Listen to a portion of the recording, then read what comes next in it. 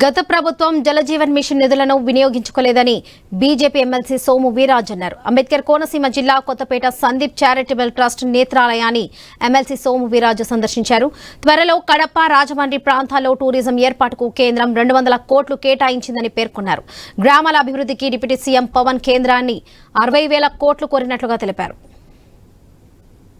చంద్రబాబు నాయుడు గారు, పవన్ కళ్యాణ్ గారి యొక్క నాయకత్వంలో అన్ని రంగాల్లో రాష్ట్రం పునర్నిర్మాణం చెందుతుంది.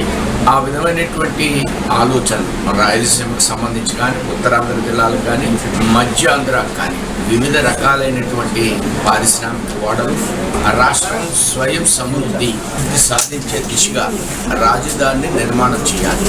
కృష్ణా నది మీద టూరిజం, గోదావరిని బేస్ చేసుకున్న టూరిజం ఆల్రెడీ 200 కోట్ల రూపాయలు కేంద్రం టూరిజానికి కేటాయించడం జరిగింది. 1 కడప, 2 రాజమండ్రి. పుష్కరాల లోపల ఈ టూరిజం వర్క్స్ స్టార్ట్ అవుతున్నాయి. ఆంధ్ర రాష్ట్రం చంద్రబాబు నాయుడు గారు, పవన్ కళ్యాణ్ గారి యొక్క నాయకత్వంలో అన్ని రంగాల్లో రాష్ట్రం పునర్నిర్మాణం చెందుతుంది.